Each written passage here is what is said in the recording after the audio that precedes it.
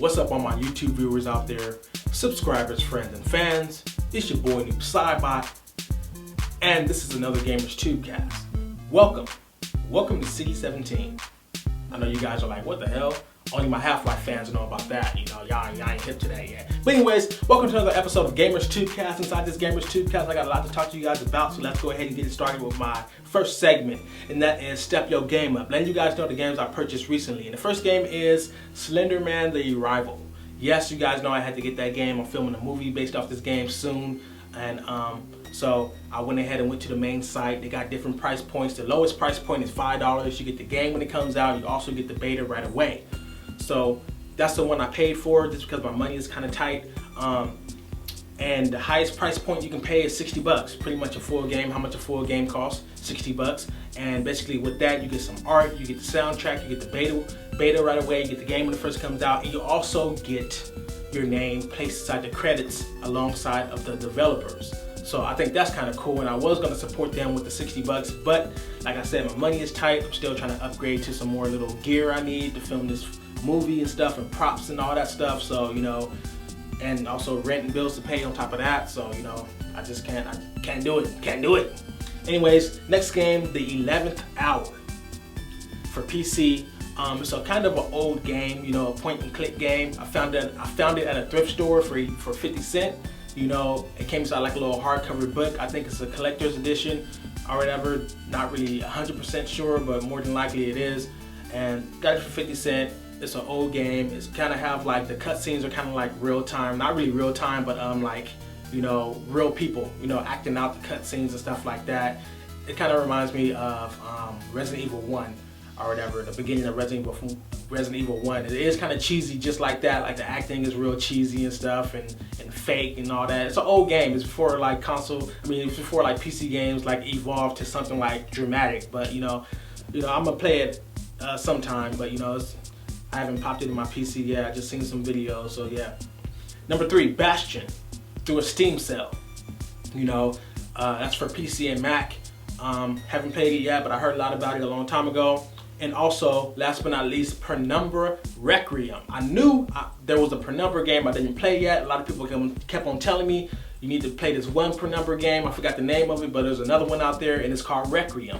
I played Penumbra Black Plague and Overture. I'm mad that Steam didn't have this as a bundle at first. But now they got it as a bundle that comes with, you know, Penumbra, Black Plague, and Requiem together. And I can't wait to play it. I think it's real short though, but I still want to play with it though. That's what she said.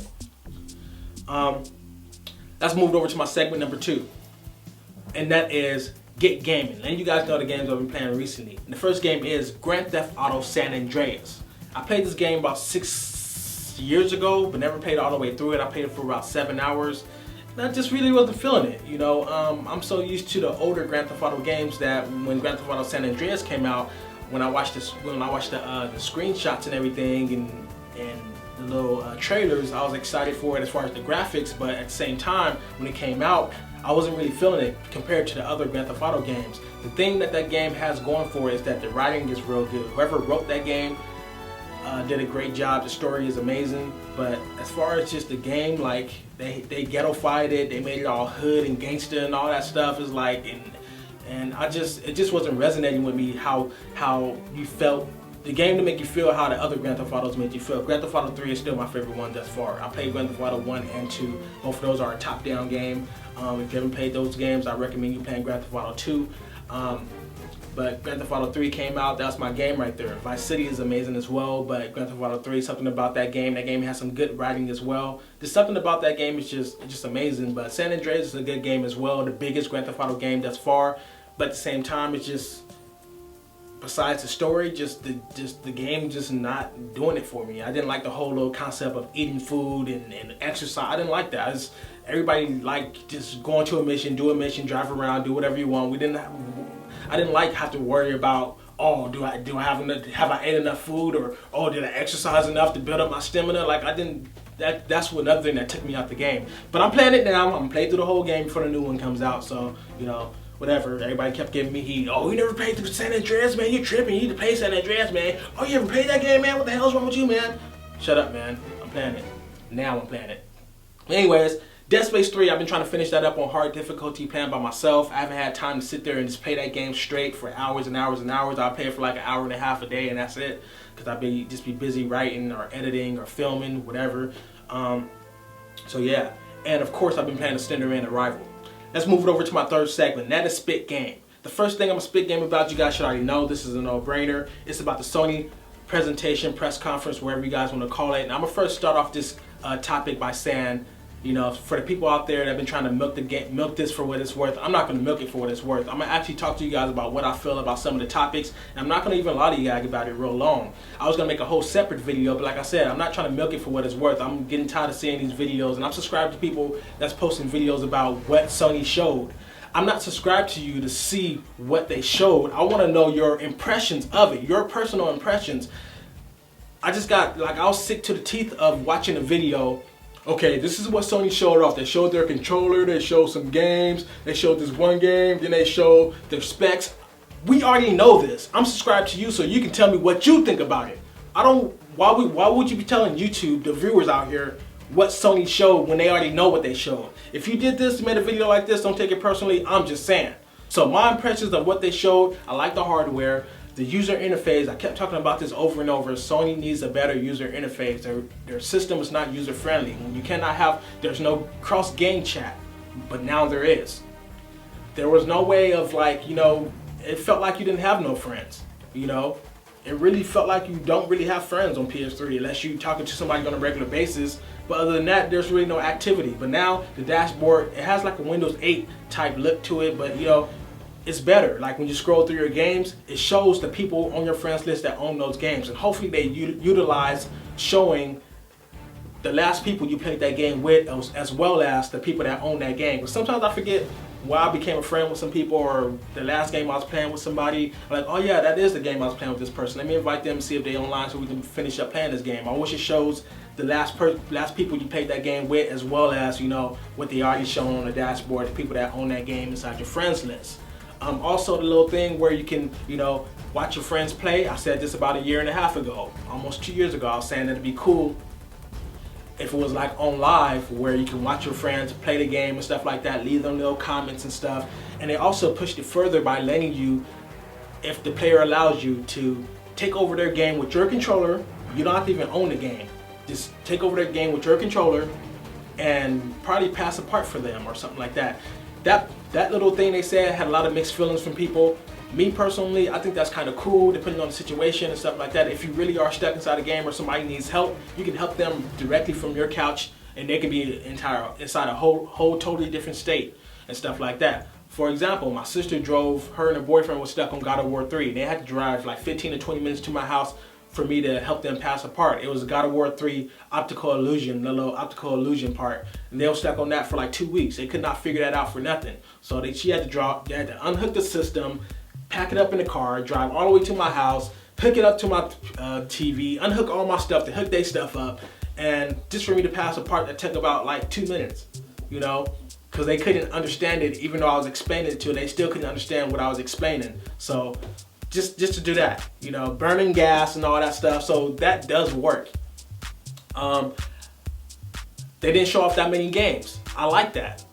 How could you like they didn't show off that many games? Because that's what E3 is for. They already showed more than what we expected. They came right out and said, they pretty much didn't lollygag. You know, they just came right out, PS4. They didn't literally say, come out and say PS4, but if you think about it, you watched it, that's pretty much what they did.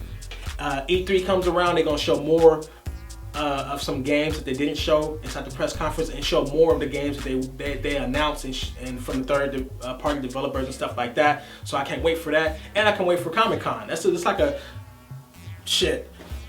Sony just did a freaking 3-hit knockout: press conference, E3, Comic-Con. And you know, that's not even counting all the other conventions in between and after and stuff like that. And Comic-Con, I'm going to be on the games, letting you guys know my first impressions of the PS4 and stuff like that. So you guys going to see me, you know, playing the game in real time and stuff like that. And you guys know what I feel about the game when I'm at Comic-Con and stuff like that. So if you want somebody that's going to actually be playing the game, you know, and being there at Comic-Con with the controller in my hand, letting you guys know what I think about it, you want to subscribe to me, stay subscribed and stuff like that. Because I'm going to actually be there playing the game instead of watching the video, letting you guys know what I think about the game. I'll be actually playing it.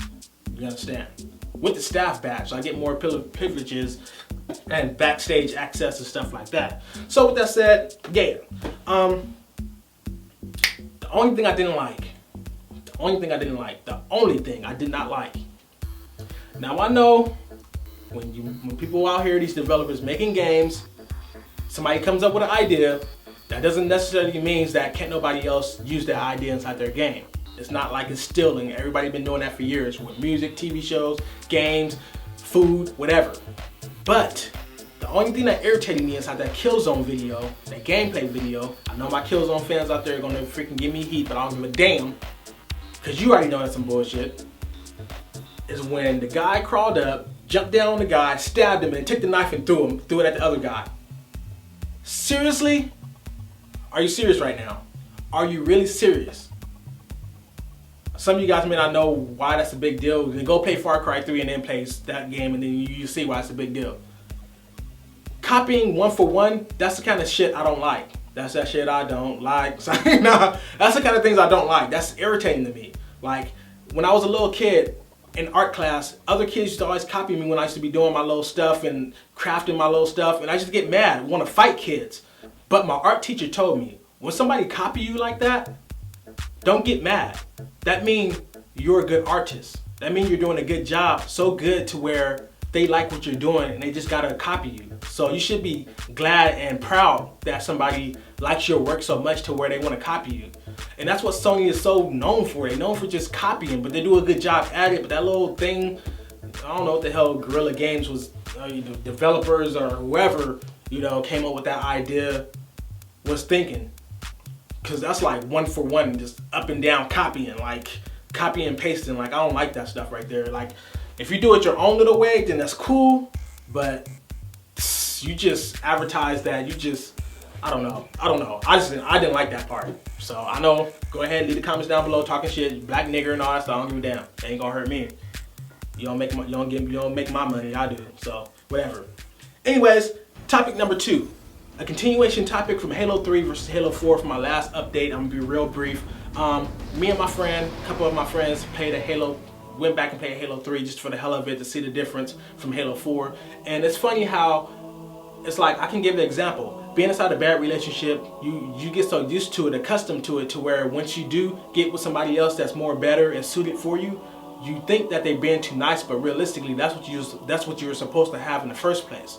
But you're not used to somebody being so nice and being so grateful and straight up with you. You're so used to everybody being kind of like shady a little bit, but you got so used to that to where once you go back from a person that's real good and go back to all that mess, or when you think back, you're like, damn, how the hell I used to put up with that? That's crazy. So same thing with Halo 3. That's what me and my friend was like, damn, how the hell did we used to play this game? That's crazy. Like, you realize that the hit markers was just horrible. Not horrible like that, but Halo 4 made it, stepped up so much to where you noticed certain things about Halo 3 that wasn't right. Like the melee, how many frames you go before you melee somebody. Even though nothing changed about Halo 3, it's just that Halo 4 changed the whole ballpark, and that's what I call a developer. Bungie, I don't care if the next game that Bungie puts out suck. I'm still gonna buy it and buy every single downloadable content, because developers like Bungie, Valve, even though they're starting to piss me off about not putting out Half-Life, but Valve, these kind of people that do not care about freaking money. Yes, they know they need money to survive, they need money to feed their families and stuff like that, but they care. They are the small amount of people that still care about games more than they care about pushing stuff out with a day one patch with all little hidden downloadable content and stuff that's already on a disc, but they're gonna charge you with it day one.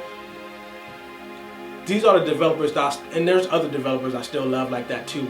These are the main ones. Those are the main two that I bow down to, and I'm still going to continue to support them whether I like their stuff or not, just because they care, So with that said, let's move over to my second topic within my Spit Game segment, and that is 720 versus the PS4. Or should I say Xbox Infinity? Or should I say Xbox and X? It's funny because before all these other little code names been circulating the web, Xbox Infinity, something for some reason like almost a year ago stuck inside my head for the new Xbox. Then I heard like dozens of people saying the new Xbox may be called Xbox Infinity. So I think they should call it that, because that's already stuck inside my head. It's stuck inside a lot of people's head. The 720 is also stuck. It's the #1 name that everybody's been calling it. So they may go off of 720 just because there's hundreds and millions of people calling it the 720 and they relate to it as a 720, and they calling it the 720 as if it's already out. So I think Microsoft from a marketing standpoint of view should go ahead and just call it the 720, since there's hundreds of thousands of people already saying that the new Xbox is the 720. So what I feel that Sony needs to do, and that's what they did already, which is step up their user interface, their marketing and stuff like that. And Microsoft needs to step up its hardware. One thing I forgot to mention about a Sony press conference, you're gonna be able to use that share button on the controller and share a few minutes of gameplay prior to pressing that button. I think Microsoft is going to do that more better. They're actually going to have a built-in capture card inside Microsoft console. That's why I honestly feel, because from how Microsoft and how big Halo is and stuff like that, Gears of War and Call of Duty is on the Xbox console, they need to have it better than Sony, to where you can share at least 20 minutes worth of gameplay. Unlike Sony, you're only able to share up to 2 to 5 minutes. You know, if you were able to share more, they would have said that, but they didn't say that. They said you're able to press the share button, rewind back a few minutes prior to pressing the share button, and share that little piece of gameplay you just got done doing or whatever, something like that. So kind of like how Just Cause 2 was for PS3. You can share a little bit of gameplay. Go over to my next segment, and that is the Slenderman Arrival beta. My impressions on that game so far, after playing that game a few times, almost collecting all 8 pages. The beta is pretty much the 8 pages. When the game comes out, it's going to be like an actual full game. So I can't wait for that. But my impressions of the game, the sound effects are top notch. I got some gameplay videos I just did about a week ago of that game, and I'm gonna put it up on YouTube. It's already edited and rendered and everything. I just gotta upload it. Excuse me. And I can't wait to show you guys my impressions of the game and stuff like that, and let you guys see me play the game and talk about what I'm doing with my movie and stuff like that. But yeah, the sound effects are top notch. The visuals are real good. It's perfect. You know, it's actually more scarier. Those sound effects do creep you the heck out. So yeah, it's pretty cool. And also, my next topic I want to talk about, it's also a continuation topic, talking about the used game market inside Sony and Microsoft. We all know that they're trying to go digital. That's why Sony is at the press conference. They kept on saying, pushing the little downloadable stuff. They kept on saying, when you download a game, you can pay the game as a download. Also, we're working with these people where you can stream games real fast and easily. They're trying to push the whole streaming and downloading games thing. It's gonna happen, people. We're downloading games for the next gen consoles. It's not gonna be no longer no disc. The guy already came on stage saying, we're so used to inserting a disc and a cartridge and stuff like that, but now it's a new age and stuff, and I already explained it right there. But I think just like the little season pass or the online pass, Microsoft and Sony is going to have like a little used games pass where you can still play used games on your console, but there's going to be a pass. It's going to be like $10 to $20 a month or whatever for a used game pass, or $80 to $100 a year for a used game pass. So if I pay, like, let's say I pay $80 for a used game pass for a year, type in the code, and then any used games I buy, I can play it inside my console. But I just contradict myself right now, because I just said there are not going to be any no discs or whatever. But I'm replying to, if there is going to be discs, then they're gonna have the little used game stuff or whatever, where you buy a used game pass or whatever like that. But I think they're gonna do a mixture of both. It's gonna be a lot of downloadable games, for kind of cheap. They're gonna have to have it cheap, way cheaper than a disc game. And it's gonna be, disc copies where, if you buy a used one, you gotta either pay for it after a certain amount of time, unless you have a used game pass. So with that said, it's been your boy Noob Universal Gamer. Wish I could have squared this Aliens game impressions and the reason why the Aliens game didn't sell inside this update, but like it's already hitting 20 minutes right now, and I want to have this be like 25-30 minutes, so I'll put that inside a separate video. With that said, it's been your boy Noob Psybot, Universal Gamer. Thank you guys for watching this, and please support my trailer and my movie. I'm working my ass off writing this stuff, dude. I got some real good stuff. Oh my god, I cannot wait to show you guys some stuff I got. You guys are gonna be laughing your ass off. You're gonna be scared like a motherfucker. You're gonna be like tripped out. It's gonna be a real sick twist at the end. It's gonna be amazing, and it's my take on the Slenderman movie. I cannot wait. My first ever low budget movie, and I'm really trying to give it my all, people. So I hope you guys support me, and I'm out. Peace.